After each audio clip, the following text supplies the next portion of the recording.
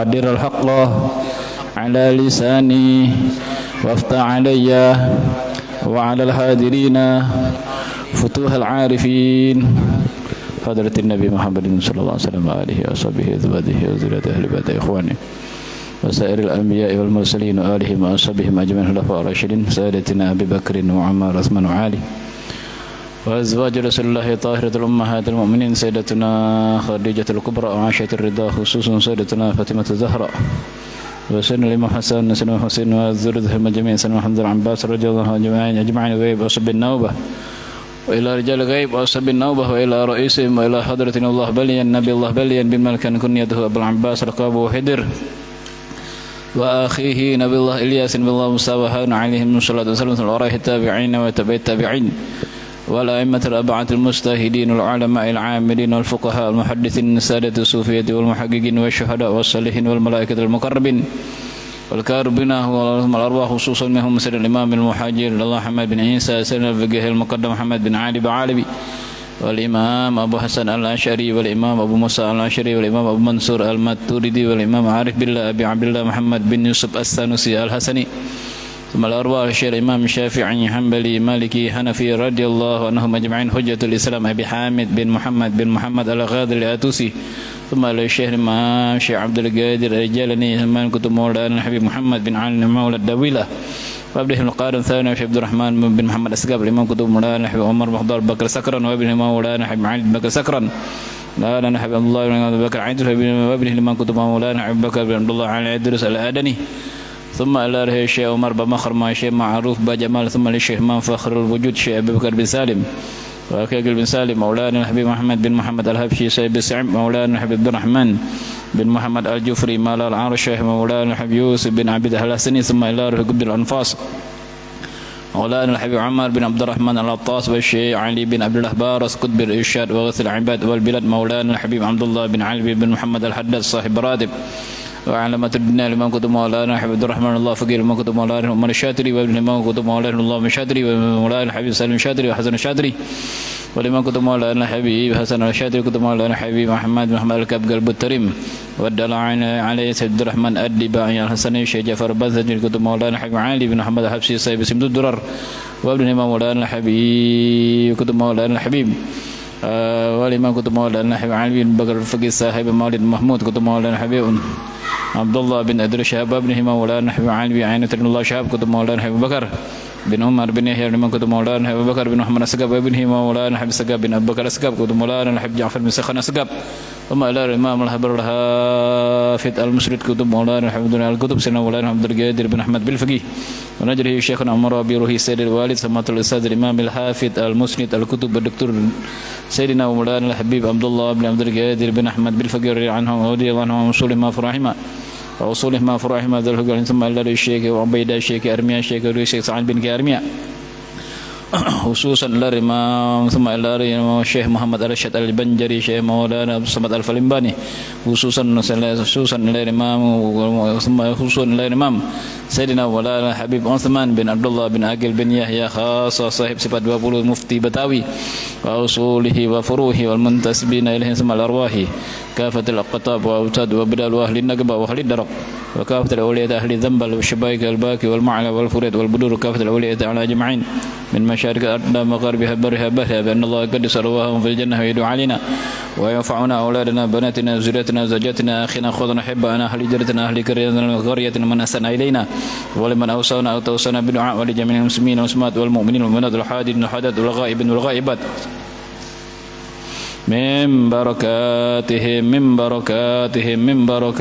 من بركاتهم وأسرارهم وأنوارهم وعلومهم وأنوارهم وعلومهم ونفهم وعلومهم ودركاتهم نظراتهم ودركاتهم ونفحات في الدين ودين الآخرة ويرزقنا في الآخرة ويجعلنا من حزبهم ويرزقنا محبتهم ويتوفنا على ملتهم ويحشرنا في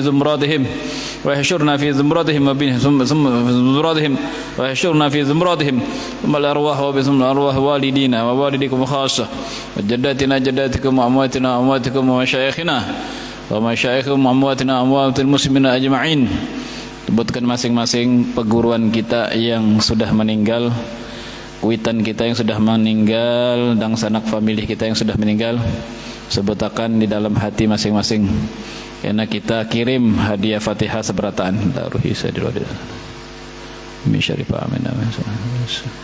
Sadilwadil Syekhullah Hasan wa wazana.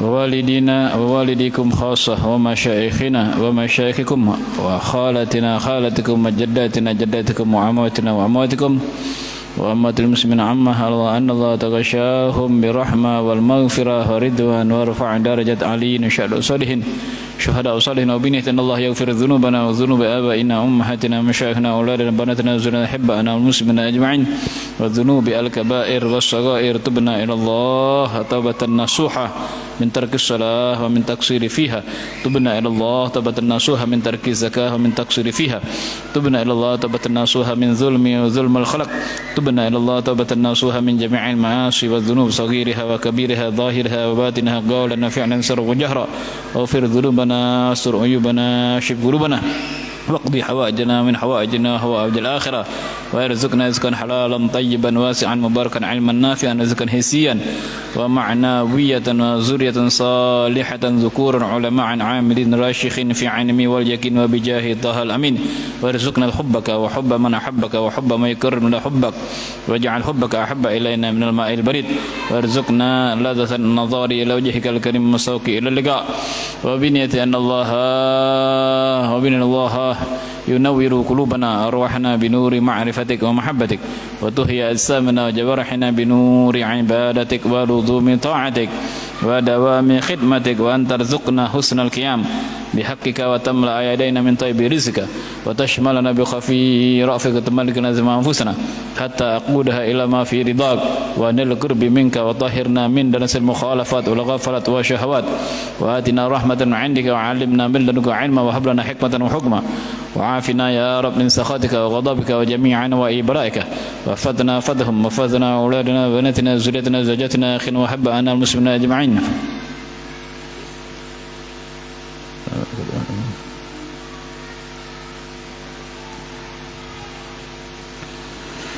وفضنا يا رب من شر العين من شر الشيطان من شر السلطان من شر الهوى من شر النفس من شر توارك الليل والنهار من شر الليل والنهار إلا طارقا يترك بخير إنك على كل شيء قدير من شر السحر من شر الفلق من شر حاسد إذا حسد وشرورهم ومن الشرور كلها من جميع البلاء والوباء والابتلاء والأمراض والأسقام ومن جميع البلاء في الدنيا وعذاب الآخرة وعذاب القبر ومن جميع البلاء ومن جميع البليات والعقوبات والأذيات والمحن وأعذنا من مضلات الفتن ما ظهر منها وما بطن واجعلنا يا رب من الذين لا يريدون علوا في الأرض ولا فسادا وهب لنا فضلا عظيما وكفر عنا سيئاتنا وادخلنا مدخلا كريما يا أرحم الراحمين وأن تقضي لنا حبنا والمسلمين حاجات في الدنيا والآخرة وأن تقضي لنا حبنا والمسلمين حاجات في الدنيا والآخرة حاجات في الدنيا والآخرة حاجات زيارة رسول صلى الله عليه وسلم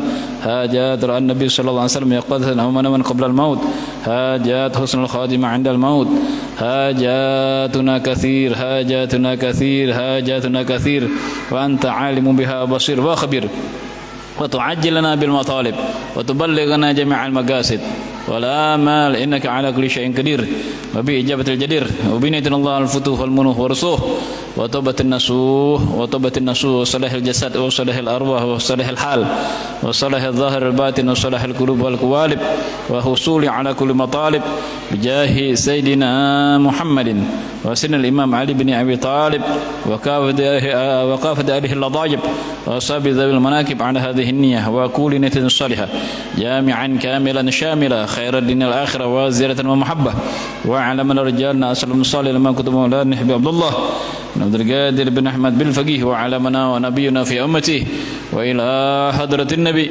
محمد صلى الله عليه وعلى آله وصحبه وسلم. الفاتحة.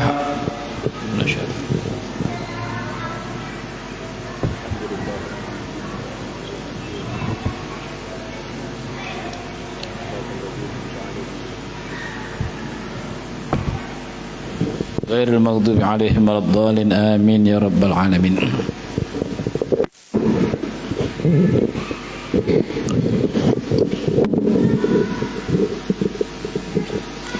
اللهم صل وسلم على سيدنا محمد وعلى آل سيدنا محمد. ألا يا الله بنظرة من العين الرحيمة تداوي كل ما بي من أمراض سقيمة. ألا يا الله بنظرة من رحيمة تداوي كل أمراض سقيمة. كن راض بما قدر المولى ودبر ولا تسخط قد الله رب العرش الأكبر. ألا يا الله بنظرة من العين الرحيمة تداوي كل ما به من أمراض سقيمة. ألا يا باخت من ذارهم بسيدك وانذار إليهم معتني كلهم مطلوبه تيسر. الله يا الله بنظرة من العين الرحيمة تداوي كل ما به من أمراض سقيمة. وكن صابر وشاكر الله يا الله بنظرة تكن فائز وظافر الله يا الله ومن أهل السرائر الله يا الله بنظرة رجال الله من كل ذي قلب منور مصفى من جميع الدنس طيب مطهر. ألا يا الله بنظرة من العين الرحيمة تداوي كل ما به من أمراض سقيمة. ولكن حسبي الله يا الله بنظرة وكل الأمر لله يا الله بنظرة ولا يبقى سوى الله يا الله بنظرة. على بشر جادات سهائب رحمة البر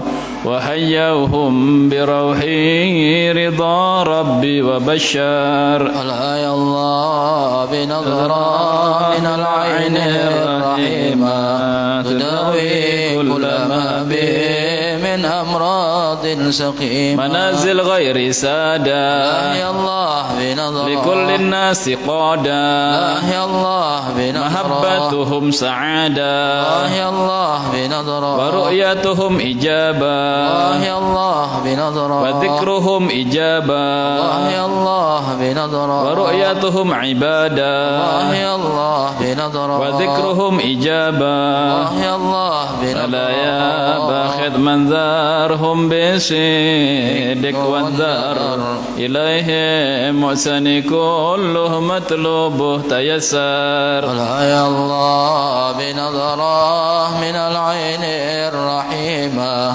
تداوي كل ما به من أمراض سقيمة. اللهم صل وسلم وبارك عليه وعلى آله. السلام عليكم ورحمة الله وبركاته. بسم الله الرحمن الرحيم. الحمد لله رب العالمين وبه نستعين على أمور الدنيا والدين والصلاة والسلام على أشرف الأنبياء والمرسلين سيدنا وحبيبنا وشفيعنا وقرة أعيننا محمد رحمة للعالمين. اللهم صل وسلم على ذات المحمدية. اللهم صل وسلم على سيدنا محمد صاحب التاج والمعرض والبرق والعلم دافع البلاء والوباء والمرض والعلم. جسمه طاهر مطهر معطر منور، من اسمه مكتوب مرفوع موضوع على اللوح والقلم.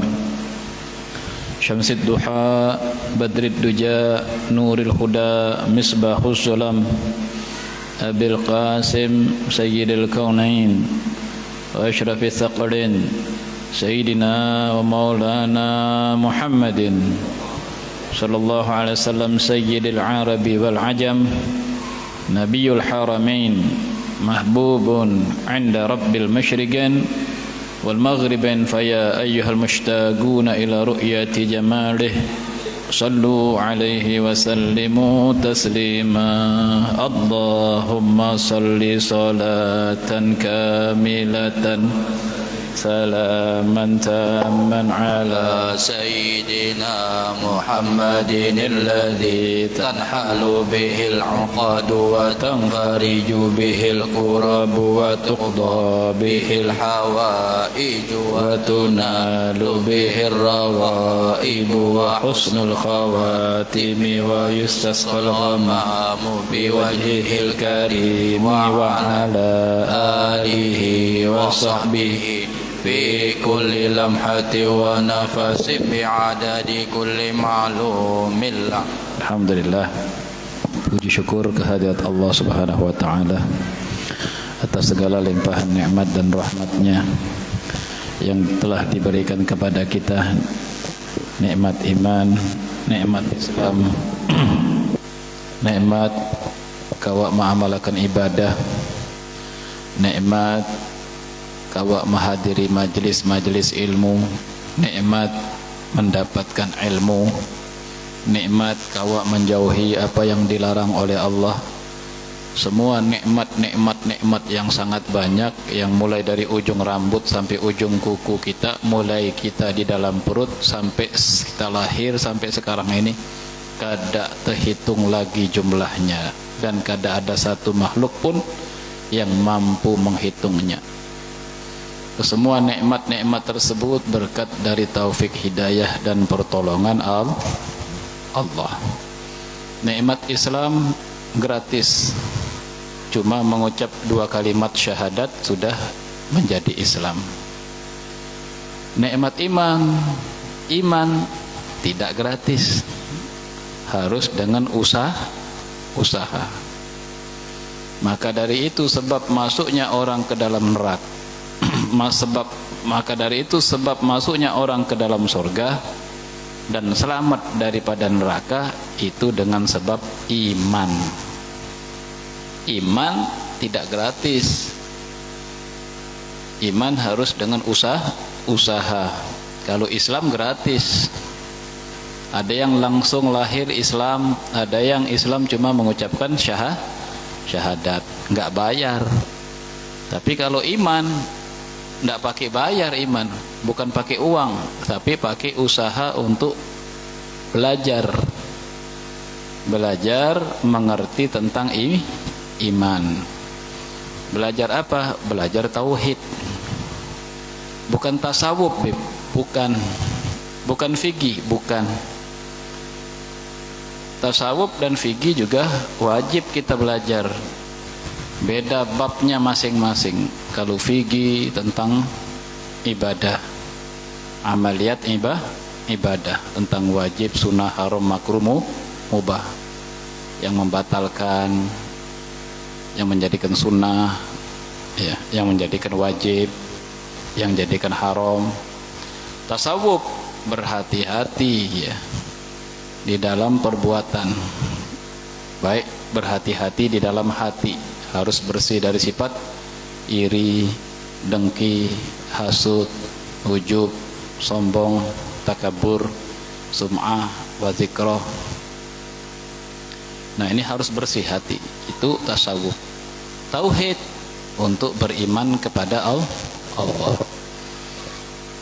Jadi di dalam Islam itu ada 3 dimensi ilmu yang wajib kita pelajari. Yang paling wajib kita pelajari adalah tentang iman. Itu yang paling wajib, tentang iman. Iman itu tidak bisa diperoleh dengan sholat. Iman itu tidak bisa diperoleh dengan zikir. Iman tidak bisa diperoleh dengan sholawat. Iman tidak bisa diperoleh dengan tasawuf. Beda. Untuk memperoleh iman itu ya, bukan dengan zikir, bukan dengan sholawat, bukan dengan sholat, tapi dengan paham, dengan memahami ya, dengan memahami. Ketika kita telah memahami, maka hati kita akan percaya. Percaya itu namanya iman. Percaya itu artinya iman. Iman itu artinya percaya. Setelah kita percaya, barulah yakin. Tidak mungkin orang bisa percaya dan yakin sebelum dia paham. Tidak mungkin orang bisa yakin dan percaya dengan zikir la ilaha illallah, nanti lama-lama yakin la ilaha illallah. Tidak bisa. Ya. Untuk memahami untuk mengenal sesuatu ya, untuk mengenal sesuatu bukan dengan menyebut, tapi memahami. Mengenal apa saja bukan dengan disebut-sebut, tapi memahami. Untuk memahami harus dengan ilmu. Sampean mau mengenal mesin motor, umpama mesin motornya Suzuki, sampean buat zikir setiap habis sholat Suzuki 33 kali, sampai mati orangnya nggak akan paham dengan mesin Suzuki. Begitu pula kita mau mengenal Allah ya, dengan menyebut la ilaha illallah, atau membaca qul huwallahu ahad, Allahus samad, atau membaca yang lain Allah, sampai mati orangnya tidak akan kenal siapa yang disebut Allah tadi. Sebab untuk mengenal itu bukan menyebut, tapi memahami. Memahami harus dengan ilmu. Ilmunya juga tidak sembarang ilmu, harus disesuaikan. Ilmu untuk memahami Allah beda, ilmu untuk memahami hadrah beda. Bagaimana cara ilmu memahami hadrah? Beda, ada pukulan, namanya pukulannya macam. Ilmu untuk memahami Allah adalah ilmu tauhid. Ilmu tauhid. Ilmu tauhid inilah adalah alat untuk memahami Allah. Ilmu untuk kebersihan hati adalah ilmu tasawuf. Ilmu untuk beramal ibadat yang benar secara zahir, ilmu fikih. Ilmu untuk supaya benar ibadat di dalam batin, ilmu tasawuf. Ilmu untuk diterimanya amal ibadat zahir dan batin, ilmu tauhid. Jadi ilmu tauhid mencakup keseluruhan. Orang ingin baca kitab Arab gundul, nggak ada baris, itu harus pakai ilmu alat. Bukan alat mesin, tapi ilmu alat nahwu dan sorof. Nahwu dan sorof itu adalah ilmu alat untuk bisa membaca kitab gundul atau untuk bisa memahami Al-Quran. Ilmu alat tasawuf, untuk memahami tasawuf itu ada ilmu alatnya. Ilmu alatnya untuk memahami tasawuf adalah tauhid. Jika tidak memahami tauhid, membaca tasawuf, maka pasti gagal, pasti banyak yang keliru. Sebab di dalam tasawuf itu banyak kalimat yang tersirat mengenai akidah yang kadangkala yang keliru memaknainya, kadangkala keluar dari akidah. Dan kan akidah itu tauhid. Begitu pula orang untuk bisa membaca Arab gundul ilmu alat, yaitu nahwu sorof. Asyarah hadirin hadirat rahimakumullah. Perlu ketahui kita di dalam ilmu tasawuf, kita ini setiap makhluk, apalagi manusia lah, hakikatnya kada berisi apa-apa. Bahasa lain, hakikatnya manusia ini bungul. Ulun pian ini bungul. Ulun umpat betakon. Kalau pian merasa kada bungul, ulun umpat betakon. Kalau pian masih belum merasa bungul, ulun umpat betakon. Muntung yang ciptakan siapa? Muntung yang ciptakan siapa? Allah. Suara yang ciptakan siapa? Allah. Kata-kata pandiran yang akan kita sampaikan, yang menyusun pandiran siapa? Allah. Yang menggerakkan kita berpandir siapa? Kawalah sampean hari ini menyusun pandiran untuk besok. Saya besok mau pandir ini, saya susun dulu. Kawalah, adalah yang kawal. Ada yang kawal. Berarti ulun pian ini hakikatnya bungul. Sudah merasa hati bungul, insya Allah akan diangkat derajatnya di sisi Allah. Memang betul-betul merasa kada berisi apa-apa. Masya Allah.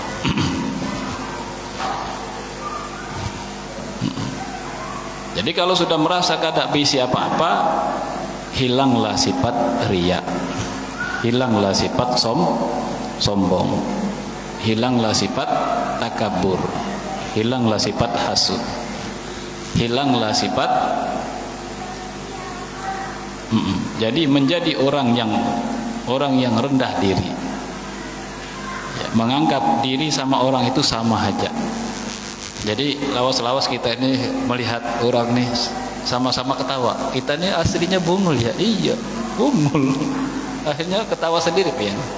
Muntung Allah ciptakan suara nih yang mengatur Allah, kalimat pandiran ini yang mengatur Allah. Ya, kalau kada diatur oleh Allah, kada kawa pandir kita. Berarti hakikatnya kita ini bungul.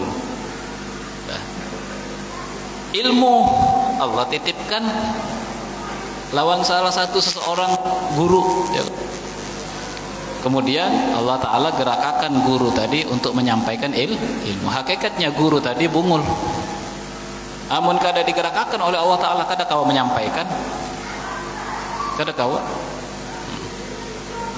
Nah, dikarenakan ya, itu secara hakikatnya dikarenakan kita ini mengumpati syariat Ahlus Sunnah wal Jamaah, jadi ada batas-batasannya antara guru sama yang belajar. Ya jangan disamakan secara syariatnya tuh, tapi secara hakikatnya kita harus merasa sama-sama bungul ya. Kalau kita tidak pakai syariat, kita ini sama-sama aja, sama-sama bungul. Nanti kada ada batas antara orang alim sama orang yang tidak alim, tidak ada batas secara syariatnya. Kita harus punya batas. Kita harus punya batas.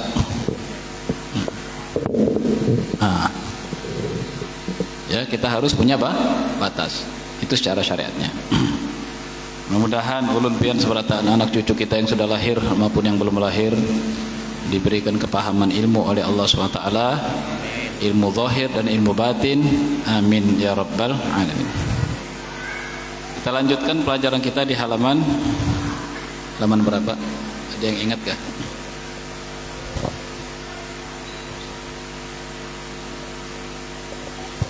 Halaman berapa?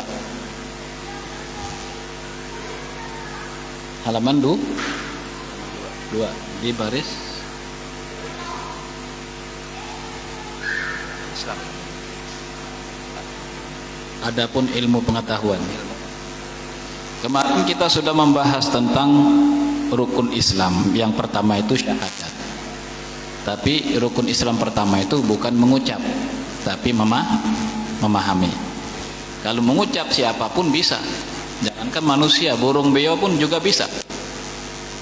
Allah, Allah, Allah. Bisa juga burung beo. Tapi apakah burung beo bisa memahami apa yang dipandirkannya Allah? kada kawa borong bio memahami, sebab borong bio kada besi akal. Ya kalau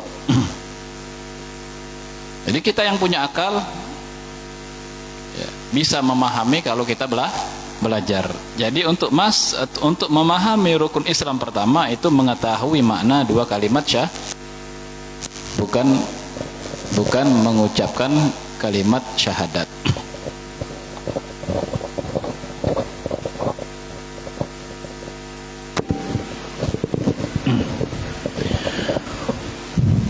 Dan untuk mengetahui dua kalimat syahadat, yaitulah yang dikata ilmu usuluddin atau ilmu tauhid, yang dikehendaki sebutannya di dalam kitab ini. Bermula wajib atas tiap-tiap mukallaf bahwa ia mengenal pada Tuhan Azza wa Jalla dengan sifatnya yang wajib baginya dan yang mustahil padanya dan yang harus padanya.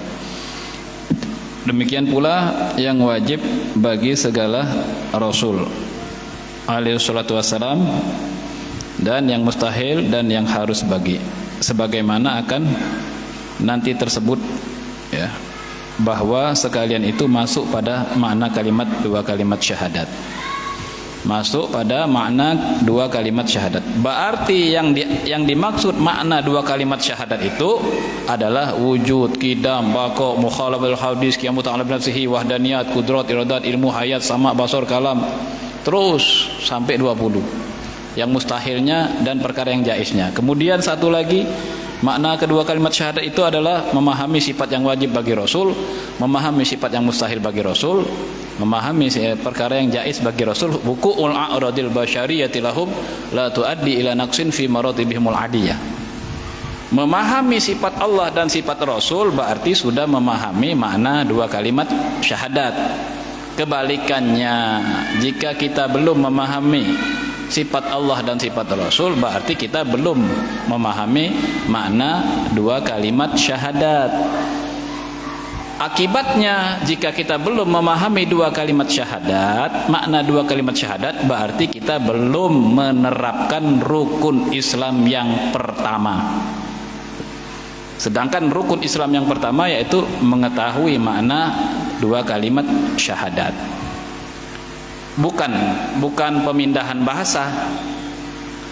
Kalimat syahadat itu kan asyhadu alla ilaha illallah wa asyhadu anna muhammadar rasulullah.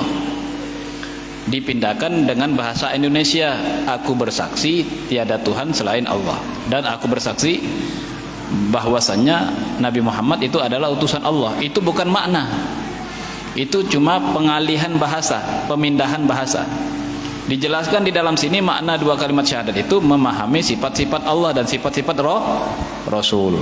Dah. Adapun ilmu pengetahuan lain-lain rukun Islam, yaitu yang dikata ilmu fikih, sudah dijelaskan tadi.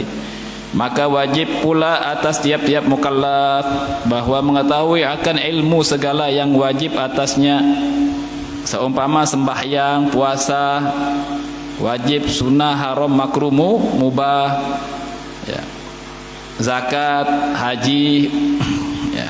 Demikian pula amal-amalan yang sunnah atau segala amalan yang hendak dikerjakannya, bahwa karena tiada sah beramal dengan jahil pada hukumnya, bermula dalilnya dari kitab Zubat. Berkata Imam Ibn Ruslan dalam bab Zubat, ya, dalam kitab Zubat tentang amal, fakullu man bighairi ilmin ya'malu a'maluhu mardudatun la tuqbalu.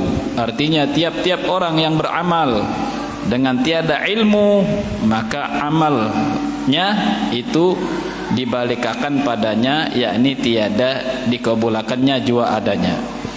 Jadi kalau orang sembahyang tanpa ilmu, maka sembahyangnya dibalikakan, kada diterima.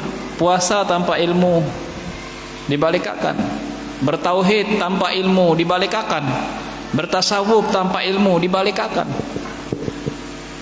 Ya, kalau ada orang tasawuf nih, contohnya yang dibalikakan, kita tidak boleh riya. Riya itu memamerkan. Akhirnya ya, tanpa ilmu nih, cuma dengar-dengar aja, tanpa betakon lawan orang alim. Cuma sekedar mendengar saja, tapi kadang tuntung mengajinya. Mengajinya kadang setengah-setengah. Kadang mengaji, kadang kada, kadang mengaji, kadang kada. Jika orang mengaji setengah-setengah, ilmunya pun dapatnya setengah-setengah. Sedangkan ilmu ini harus kontinu. Sambung menyambung, kada boleh putus. Justru futuh itu kata guru ulun, futuh itu jika orang tadi istiqomah mengaji, disitulah futuhnya. Kalau kada istiqomah, kada mungkin dapat futuh, sekali mengaji, sekali kada, sekali mengaji, sekali kada. Akhirnya banyak yang keliru. Contohnya ini orang ngaji tasawuf yang keliru nih. Kita nggak boleh riya. Kalau riya itu kan tidak diterima amal kita. Akhirnya kada berkopiah sidin.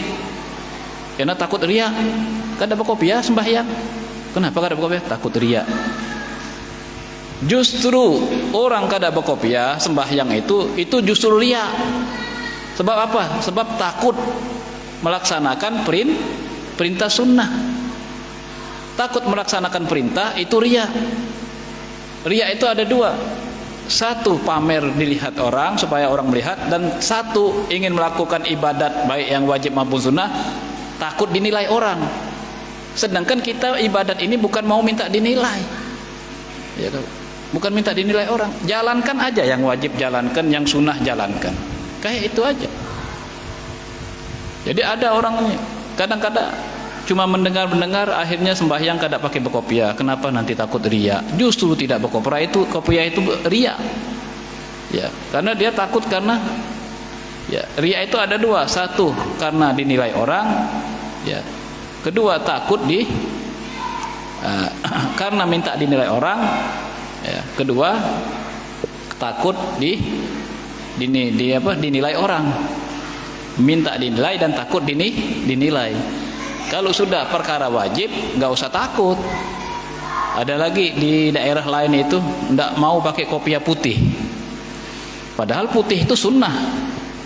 Ya, kalau kopiah semuanya boleh, mau hitam mau apa. Cuma ada yang aneh, tidak mau pakai kopiah putih.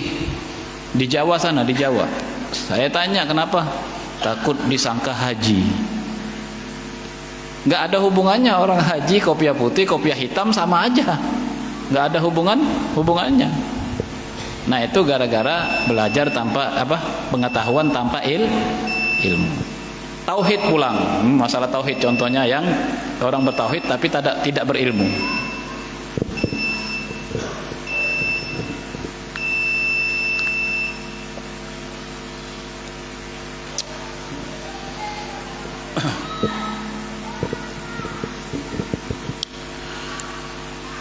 Ada orang bertauhid ya, tapi tidak berilmu. Contohnya begini, kita itu ya, sembahyang menghadap Allah, bukan menghadap kiblat. Yang kita tuju itu, yang kita hadap itu adalah Allah secara tauhidnya, padahal keliru. Mengatakan menghadap Allah itu secara tauhid itu keliru. Kita menghadap Allah berarti menyatakan Allah itu jihatun, mempunyai arah. Sedangkan Allah tidak berdimensi jihad.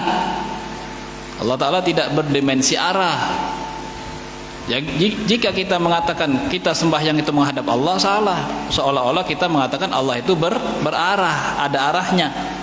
Kalau sudah arah pasti ada tuntutannya nih. Kalau sudah berarah pasti tempat arahnya di mana? Di sana, berarti tempatnya di sana. Berarti tempatnya di kiblat. Sedangkan Allah tidak berdimensi tempat, tidak berdimensi arah. Terus gimana, Beb? Kalau Allah tidak bertempat, karena Allah itu mukhalafatul lil hawadis, tidak sama dengan makhluk, nggak bisa ditanya. Nah, itu yang ada hadis yang tidak boleh menanyakan Allah, yaitu jangan kau tanya tentang Allah, ya. Jangan kau tanya tentang zat Allah. Allah tidak bertempat. Jadi di mana? Ya nggak bisa, karena Allah itu berbeda. Kalau sampean nggak bertempat, nggak bisa, harus bertempat. Coba ambilkan intalo yang tidak bertempat, kawalah. Ambilkan intalo pang ke yang kada bertempat, kada kawa. Setiap makhluk pasti bertempat. Nah, jadi kalau Allah itu bertempat, berarti Allah sama saja dengan makhluk. Kalau Allah sama dengan makhluk itu mustahil. Nah, itu contohnya yang bertauhid tapi tidak paham ilmu. Banyak Bang babnya nih. Kalau saya contohkan lagi nih lah. Ini karena kita jarang-jarang ini kalau bertemu sebulan sekali. Jadi yang runcing-runcing, yang bahaya-bahaya saya kasih tahu. Sampean pasti sebelum mengaji seperti saya dulu sebelum mengaji saya nggak tahu yang namanya pelantara sama sebab, saya nggak tahu. Pelantara ya pelantara sudah. Kebanyakan kita yang belum ngaji mengatakan dengan pelantara ini Allah Ta'ala kabulkan, dengan pelantara makan Allah Ta'ala beri kenyang, dengan pelantara makan Allah beri kenyang kepada kita. Kita kenyang ini Allah Ta'ala yang memberi makan pelantaranya. Kita kenyang ini ya pelantaranya makan. Itu salah. Pakai pelantara salah. Ini gara-gara tidak ngaji tauhid. Pelantara itu ada definisinya. Kalau Allah Ta'ala membuat orang kenyang pelantara makan, maka Allah Ta'ala tidak akan mampu mengenyangkan orang tanpa makan. Wajib dengan makan kalau pakai pelantara. Sebab definisi pelantara itu ma la yang fakku, perkara yang tidak bisa pisah. Sesuatu yang tidak bisa pisah. Kalau pakai pelantara berarti wajib dengan makan. Berarti Allah Ta'ala tidak mampu mengenyangkan orang tanpa makan. Sebab apa? Sebab kalimatnya salah. Dengan pelantara makan Allah kenyangkan kita. Allah kenyangkan kita dengan pelantara makan. Menyandarkan pelantara kepada Allah itu salah. Itu yang salahnya. Kita harus tahu yang benarnya seperti apa. Yang benarnya seperti ini. Pelantara diganti dengan sebab. Ada kaidahnya. Kaidah Allah Ta'ala tidak berhajat lawan pelantara. Istighna anil wasitoh. Allah Ta'ala tidak berhajat lawan pelantara. Dicatat itu istighna anil wasitoh. Wajah istighna itu ada 4. 1 istighna anil fa'il. Allah Ta'ala tidak berhajat lawan yang menciptakan. Yang kedua istighna anil maf'ul. Allah Ta'ala kada berhajat lawan yang diciptakan, yaitu makhluk. Ketiga istighna anil mukammil. Allah Ta'ala kada berhajat lawan yang menyempurnakan sidin. Yang keempat istighna anil wasitoh. Allah Ta'ala kada berhajat lawan pelantara.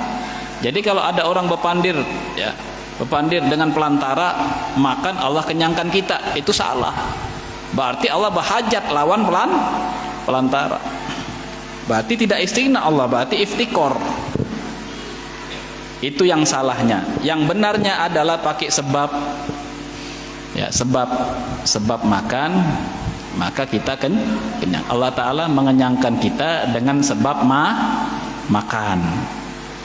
Apa definisinya sebab? Ya, ma yanfakku, perkara yang bisa pisah dengan sesuatu. Oh, berarti kawa haja dengan apa? Kawa haja Allah Ta'ala mengenyangkan tanpa makan, dan kawa haja juga Allah Ta'ala mengenyangkan kita dengan sebab makan. Itu yang mengerti ilmu tauhid. Nah, kalau kita ngaji ngaji apapun jangan kita sekali-sekali memotong pengajian. Kalau istiqomah pengajian itu futuhnya tuh di situ. Ngaji apa saja, tasawuf kah, fikih kah. Ya, jangan sekali-sekali ngaji, sekali-sekali enggak, sampai pasti enggak paham nanti. Soalnya ilmu ini urutan. Sampai ngaji juz ammah aja, alif bata itu sampai lam alif hamzah iya. Kalau potong-potong nanti hilang itu. Nah, jadi begitulah. Mudah-mudahan ulun pian sebaratan anak cucu kita diberikan istiqomah di dalam mengaji ilmu. Amin Allahumma amin. Sudah ya. Jadi menjelaskan tentang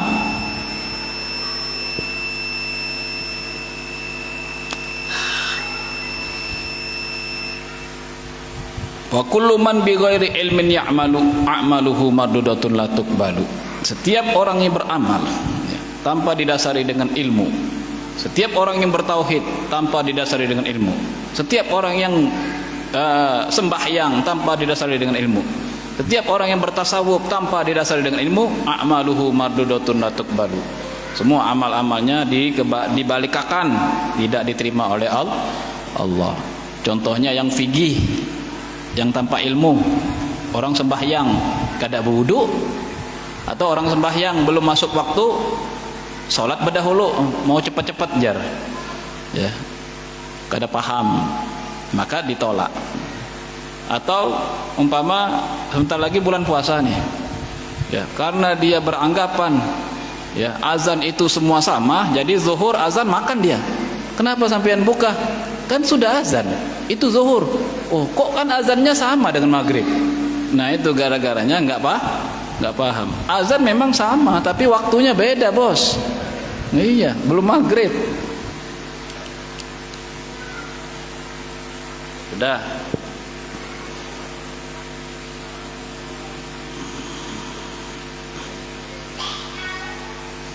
Adapun dalil wujubnya segala ilmu yang tersebut itu yaitu hadis Nabi Rasulullah sallallahu alaihi wasallam bersabda, talabul ilmi faridatun ala kulli muslimin. Ba'dul riwayat hadis yang lain ala kulli muslimin wa muslimatin. Artinya bermula menuntut ilmu wajib atas tiap-tiap muslim, laki-laki maupun perempuan, dan dalil bahwa ma'rifatullah jalla wa'azza. Tunggu. Artinya bermula menuntut ilmu itu wajib atas tiap-tiap muslimin dan muslimah. Titik. Nah, yang menuntut ilmu yang di sini yang wajib itu ilmu agama maksudnya, bukan semua ilmu. Sebab di dalam kalimat tolabul itu ada alif lam. Kalau tidak pakai alif lam yang mati jadi tolabu ilmin, jadi nakiroh. Kalau nakiroh semua ilmu. Karena tolabul ilmi ada alif lam itu alif lam ma'rifat namanya. Kalau ma'rifat khusus, berarti ilmu yang khusus. Yang dimaksud oleh Rasulullah SAW adalah ilmu agama. Kalau tolabu ilmin nakiroh dia jadinya. Kalau nakiroh jadi semua ilmu. Karena ada alif lam jadi tolabul ilmi, jadi ma'rifat. Ma'rifat berarti ilmu yang khusus, yaitu ilmu agama yang wajib. Adapun ilmu-ilmu yang selain agama wajib juga kalau memang itu untuk kepentingan agama, seperti ilmu berhitung, ya, ilmu-ilmu yang lain. Sudah titik. Dan dalil bahwa ma'rifatullah jalla wa azza terdahulu wujubnya dari lain-lainnya ilmu. Paham? Jadi untuk mengenal Allah itu lebih terdahulu wajibnya, ya, daripada ilmu-ilmu yang lain. Jadi kalau sampean belajar ilmu tasawuf, belajar ilmu fikih, ilmu tauhid sampean tidak belajar, keliru. Justru ilmu tauhid ini terdahulu, harus didahulukan, ya, sebab setiap amal ibadat orang tidak mengenal tauhid, maka amal ibadat itu tidak diterima. Qabulul amal, kata Nabi SAW bersabda, qabulul amal bil iman. Diterimanya amal ibadat itu dengan iman. Yang dimaksud di sini adalah nilainya, ya, bukan prakteknya, tapi nilainya. Belajar ilmu tauhid itu lebih terdahulu, nilainya lebih tinggi daripada ilmu-ilmu yang lain. Prakteknya sama-sama belajar, tasawuf belajar, fikih ya belajar, nggak boleh ditinggal, itu sama-sama wajib. Di antara sama-sama yang wajib ini ada yang lebih tinggi wajibnya, yaitu belajar tauhid. Itu yang dimaksud.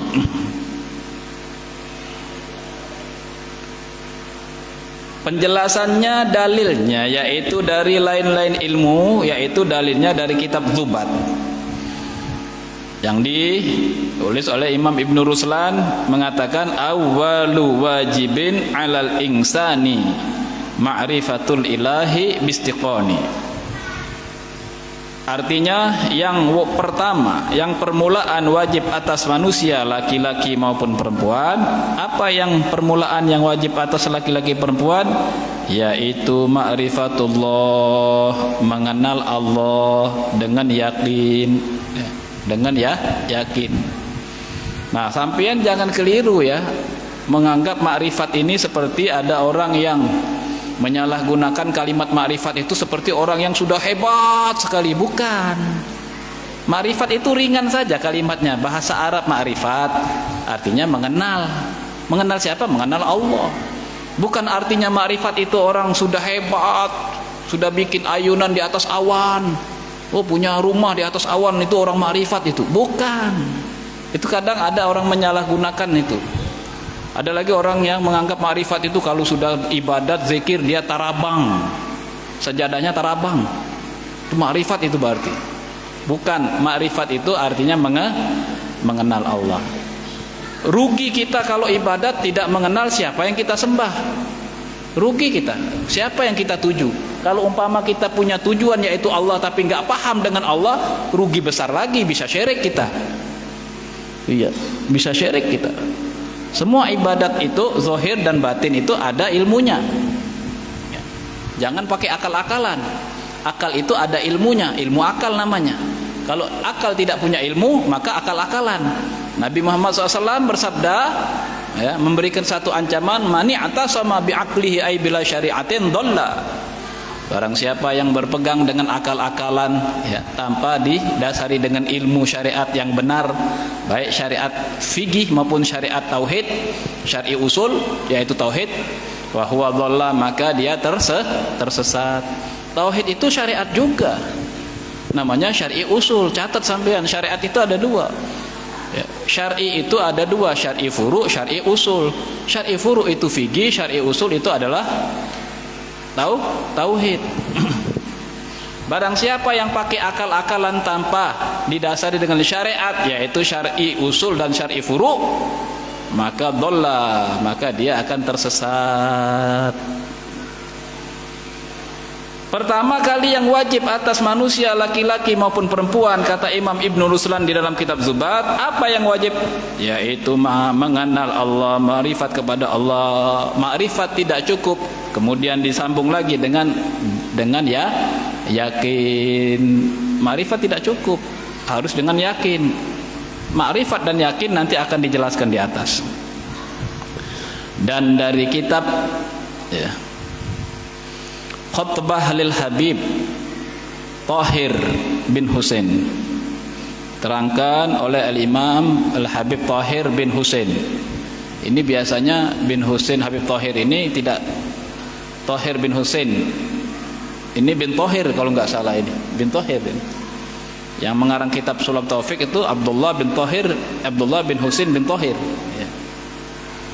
Beliau mengatakan, Al-Imam Al-Habib Tahir bin Husain, fa'lamu ayyuhal ikhwan annal asla wal asas huwa ma'rifatul ma'bud qabla al-ibadah wa dzalika haqiqatu ma'na syahadah. Artinya, ketahuilah oleh kamu bahwa asal agama yaitulah mengetahui Tuhan yang disembah sebelumnya membuat ibadat padanya.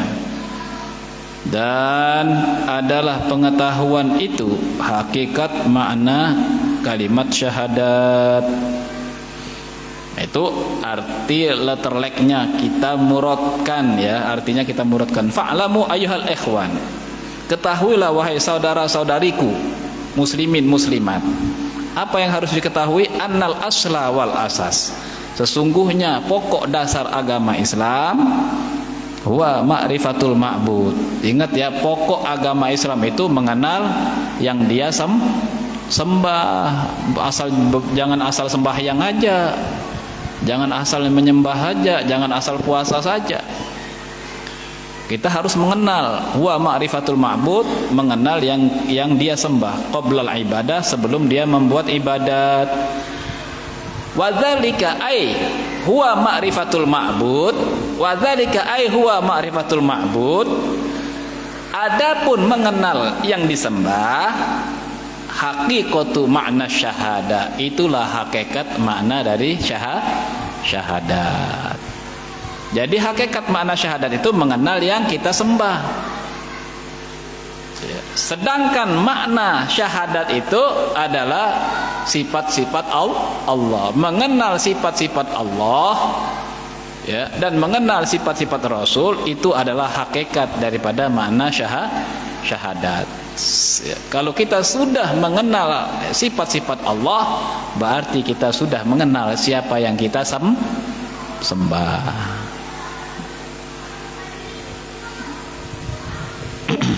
Mengenal itu ya bukan sampean seperti teman, kenalan siapa nama pian, tinggalnya di mana, bukan. Mengenal itu memahami. Contoh satu ya, saya beri kunci nih. Kunci ini termasuk saya kunci perbedaan antara kholik dan makhluk. Sampean ingat ya, pertemuan berikutnya saya akan beri apa pertanyaan. Saya akan tunjuk siapa yang ditunjuk bertanya salah denda. Ya, ini sudah capek-capek saya menjelaskan ini. Ya. Unsur makhluk ada 5. 1 juz'un, bersusun-susun. Ada atas, ada bawah, ada depan, belakang, kiri, kanan. Yang kedua adalah makanun, ya, atau tahayus. Kalau makanun itu terfokus dengan tempat seperti ini. Kalau HP di atas meja itu makanun, bertempat. Tapi kalau tahayus, walaupun tidak di atas meja begini, itu tetap bertempat. Yang kedua bertempat, unsur makhluk. Yang ketiga jihatun, berarah. Yang keempat zamanun, berwaktu. Yang kelima bersifatan gerak atau diam. Itu unsurnya makhluk. Dikarenakan Allah berbeda dengan makhluk, berarti Allah tidak mempunyai unsur 5. Kalau makhluk bersusun-susun, Allah tidak. Kalau makhluk bertempat, Allah tidak. Kalau makhluk berarah, berarti Allah tidak. Kalau makhluk berwaktu, ya, Sidin kemarin sehat, sekarang garing. Besok pang kada tahu pang, garing lagi ke apa, masih hidupkah, kada tahu. Kita sekarang sehat, besok pang kada tahu. Kita sekarang masih ada umur, besok bang kada tahu. Kita terkena waktu.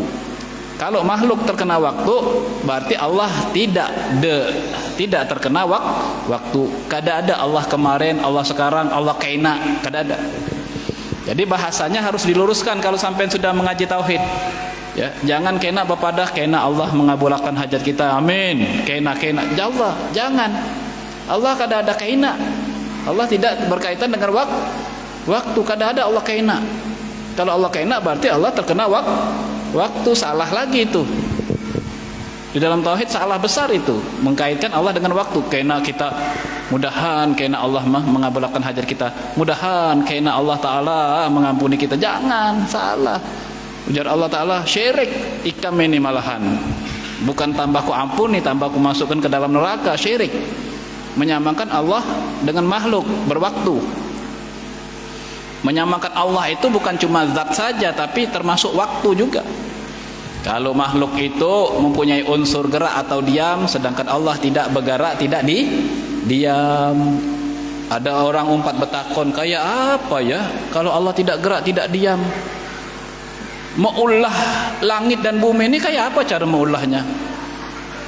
Mang, oh mang, ketahuilah mang, Allah itu bukan tukang.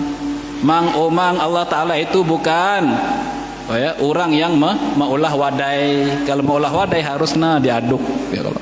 Kalau Allah itu bukan tukang, harus pakai harus pakai gerak. Idza arada syai'an ayyaqula lahu kun fayakun. Jika Allah Ta'ala berkehendak sesuatu, maka Allah Ta'ala ciptakan dengan kudratnya, bukan dengan jampi ya. Iza arada syai'an ayyaqula kun fayakun. Jika Allah Ta'ala berkehendak jadi, maka jadilah. Takajud, berarti ada yang ngantuk.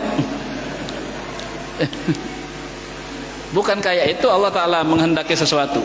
Menghendaki dengan irodahnya, dengan sifat irodah, menciptakan dengan sifat Kudrat berarti sudah tahu unsurnya ya. Unsurnya makhluk ada 5 dan Allah Ta'ala berbeda dengan unsurnya makhluk. Cukup panjang ini. Kira-kira ingat gak sampean? Insya Allah. Sedikit lagi nah.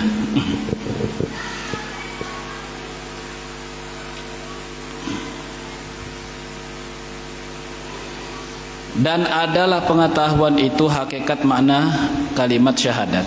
Jika telah diketahui kewajiban ma'rifatullah atas tiap-tiap mukallaf, maka diketahui olehmu bahwa artinya ma'rifat itu i'tiqad yang jazm, yang mantap, lagi muwafaqatun pada hak dengan dalil. Ya, ulun ulangi supaya paham. Dan jika telah diketahui kewajiban ma'rifatullah atas tiap-tiap mukallaf. Jadi orang mukallaf ini ya, sudah wajib hukumnya ya, ma'rifat kepada Allah. Justru diajarkan umur 10 tahun untuk mengenal Allah. Umur 10 tahun sudah diajarkan. Kalau sudah mukallaf, sudah balik, maka wajib dia sudah harus mengenal sifat-sifat Allah. Jika sudah tahu ya kewajiban ma'rifatullah bagi tiap-tiap orang mukallaf, maka diketahui olehmu bahwa artinya ma'rifat itu, ma'rifat yaitu, nah paham ya, orang mukallaf itu sudah wajib ma'rifat, tapi harus tahu dulu ma'rifat itu apa. Di sini dijelaskan bahwa artinya ma'rifat yaitu, artinya mengenal Allah yaitu i'tiqadun jazim, keyakinan yang mantap di dalam hati. Itu artinya mengenal Allah, keyakinan yang mantap di dalam hati. Tapi tidak cukup di situ. Yang penting yakin. Kadakawa ada lanjutannya. Lagi muwafaqatun pada hak, lagi mencocoki dengan ilmu yang benar. Oh, berarti keyakinan itu harus dengan ilmu yang benar. Kadakawa yakin tanpa ilmu. Tidak cukup sampai ilmu saja, dengan dalil. Oh, harus didasari dengan dalil, ilmu dan dalil. Dan artinya jazm. Adapun artinya jazm, yaitu artinya jazm itu adalah mantap. Apa artinya mantap ya atau jazm? Yaitu i'tiqad yang putus, yang tiada syak lagi. Jadi artinya mantap itu artinya tidak berubah-ubah ya. Tidak menoleh kanan, tidak menoleh kiri ya. Tidak apa ujarnya ya. Sebelah kanan umpama ada ulama mengatakan begini, ada ulama yang lain mengatakan lain, dia bingung. Nah, kalau dia bingung berarti dia belum jazm. Kenapa dia belum jazm? Karena dia tidak cocok dengan ilmu yang benar. Untuk jazm kepada Allah itu artinya untuk mantap keyakinan kepada Allah Ta'ala itu hanya dengan ilmu tauhid. Ilmu tauhid itu tidak bisa diperoleh ya oleh guru yang sifatnya umum. Harus guru yang sifatnya khusus ya, mengajarkan tauhid. Contohnya dokter itu ada dokter umum, ada dokter spesialis. Dokter umum mengobati apa saja bisa, tapi kalau sudah spesialis beda, lebih dalam, lebih paham spesialis daripada umum. Ada spesialis jantung, guru pun begitu. Ada yang spesialis tauhid, ada yang spesialis tasawuf, ada yang spesialis fikih, ada yang spesialis tafsir, ada yang spesialis hadis. Nah, jadi kalau sampean mau berpegangan ya dengan satu persatu bab ilmu, peganglah apa yang disampaikan oleh spesialisnya. Termasuk umpama tasawuf, spesialisnya siapa yang ngajar? Oh, ini pegangi tasawuf. Tapi kalau sudah berkenaan dengan tauhid, oh bukan yang tasawuf, yang tauhid. Kalau sudah berkenaan fikih, oh bukan yang tauhid, ini fikih. Atau sampean mau tanya nih bab tentang fikih, jangan tanya sama yang ahli tauhid, tanya sama yang ahli fikih. Pengen tanya masalah tasawuf, tanya yang sama ahli tasawuf. Sampean tanya tasawuf dengan orang ahli fikih, nggak akan bisa nyambung. Sampean mau tanya tauhid sama orang yang ahli tasawuf, tidak akan nyambung. Mau tanya tauhid tentang tauhid, tanyalah tentang tauhid itu dengan spesialis tauhid. Nah, maksudnya gitu. Dikarenakan ya, dia tidak punya pegangan ya, guru yang khusus di dalam bidangnya. Ya, jika ada yang sana menyampaikan bingung, yang sini menyampaikan bingung. Nah, di dalam akidah, di dalam iman tidak boleh bingung, tidak boleh syak, harus kuat. Itu yang namanya jazm. Yaitu jazm yaitu i'tiqad yang putus, tiada syak, tidak ada keraguan dan tidak ada bingung, dan dia punya disiplin ilmu. Kalau sudah belajar begini ya begini sudah. Kalau katanya yang wajib mustahil jaiz ya wajib ya begini, sampai hari kiamat wajib nggak akan berubah. Sampai hari kiamat mustahil tidak akan berubah. Yang namanya jaiz sampai hari kiamat tidak berubah. Kawah aja terjadi, kawah aja kada. Yang mustahil kada kawah terjadi selawasnya sampai hari kiamat. Yang wajib ya yang wajib ada tarus, tidak pernah tidak ada. Itu contoh-contohnya. Maka bukan sangka-sangka adanya, dan terbagi jazm itu 4 bagian sebagaimana di bawah ini dinukil dari ibarat kitab Fijiji adanya. Jika kita ingin mengetahui ya, atau memahami dari mana kepahaman keyakinan kita sudah sampai di mana, ini ada contoh. Ada contoh 4 keyakinan yang berbeda di dalam hati masing-masing manusia. Ada yang benar, ada yang salah. Mari kita baca dan kita simak ya. Kita termasuk keyakinan yang mana? Jangan-jangan selama ini kita yakin tapi ternyata salah, atau memang sudah pas keyakinan kita. Mari kita simak. Keyakinan yang ini ada 4 ya perkara. Pertama yaitu jazm muwafaqatun pada hak dengan dalil, maka inilah yang dikatakan makrifat. Orang tadi jazm pang, mantap hatinya, kuat akidahnya, kuat artinya kuat kemantapan di dalam hatinya, tapi kekuatannya harus didasari muwafaqatun pada hak, harus didasari dengan ilmu. Kalau sampai tidak menguasai ilmu tauhid, mantap-mantap saja dan tidak pernah ngaji tauhid ya secara sempurna, kemudian sampean punya kepahaman akidah di dalam diri hati sampean merasa mantap, tapi sampean sendiri belum mengkaji tauhid yang benar sampai sempurna, wujud sampai mutakaliman berserta dalilnya, maka kemantapan itu ya tidak bisa dijadikan pegangan. Yang dimaksud pertama ini adalah mantap di dalam hatinya yang sesuai dengan ilmu yang benar yang memang dia sudah kaji. Dengan apa mantapnya? Dengan dalil. Oh, sudah mantap hatinya berserta dengan ilmu dan disertai dengan dalil. Maka inilah yang dikatakan ma'rifat. 1. Yang kedua yaitu jazm muwafaqatun pada hak. Yang kedua yaitu mantap di dalam hatinya muwafaqatun pada hak, yang mencocoki dengan ilmu yang benar, tetapi tiada dengan dalil, maka inilah yang dikatakan taklid sahih. Sidin ini pang mengaji ya, kalau mantap hatinya gara-gara dia mengaji dan mengkaji, seperti sampean sekarang ini nih sudah dijelaskan ya masalah unsur makhluk dan perbedaan antara makhluk dengan Allah, yakin ngaji. Tapi sidin ini ya mantapnya dengan ilmu, tadi belajar mengaji, tapi kada kawa mengeluarkan dalil, kada hafal. Cuman berhadapan lawan guru, apa yang dijelaskan oleh guru tadi paham. Maka ini termasuk taklid sahih, ma'rifat yang benar, ma'rifat yang umpat apa yang disampaikan oleh guru dan belajar dengan kitab. Maka ini ma'rifat yang taklid yang sahih, taklid yang sah. Ma'rifatnya taklid, dia ma'rifatnya mengumpati apa yang dijelaskan oleh guru, maka ini sahih, benar.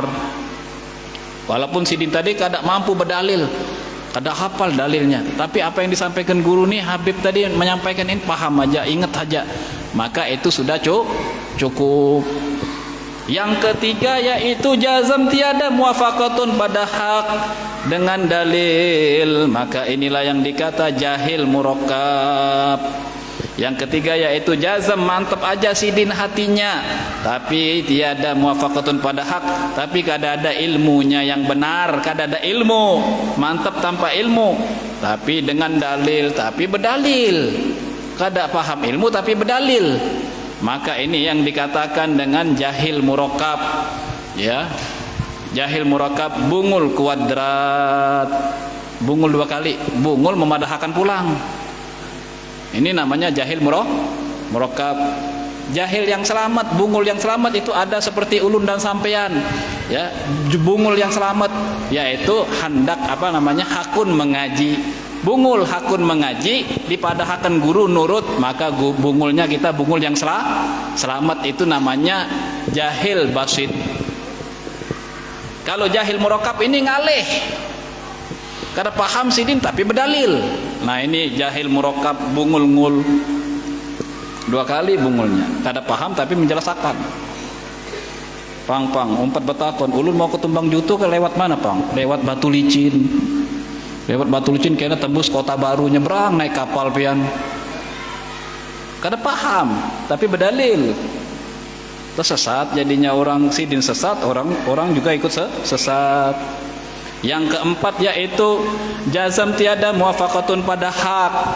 Orang tadi mantap aja ya, di dalam hatinya tiada muwafaqatun pada hak, kada ada ilmu yang benar, dan tiada dengan dalil, tanpa dalil pulang. Kada ada ilmu, kada berdalil pulang. Maka yang ini dikatakan taklid batal, mengumpati guru batal. Ya, apa ujar guru tapi gurunya batal. Contohnya umpama bulan puasa, yaitu yang puasa itu adalah bulannya, bukan orangnya. Ujar siapa? Ujar guru. Guru mana? Kada tahu kita. Guru dari mana? Dari gua hantu. Yang puasa bulannya.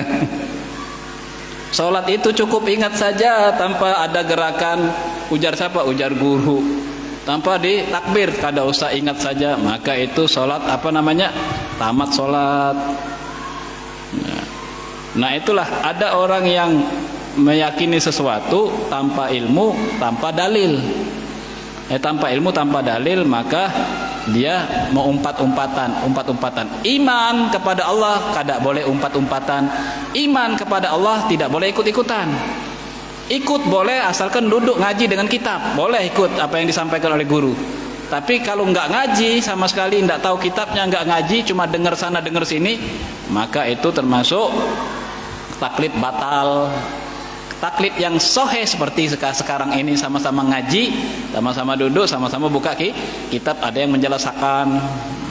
Iman tidak boleh ikut-ikutan, iman tidak boleh syak, ragu-ragu, iman tidak boleh waham, menyangka-nyangka, iman tidak boleh husnudzon, barangkali iya, barangkali iya, menurut ulun, menurut ini, menurut itu. Kada boleh. Iman itu harus dengan yakin. La ilaha illallah, la ilaha illallah, Muhammadur Rasulullah, alaihi salatullah.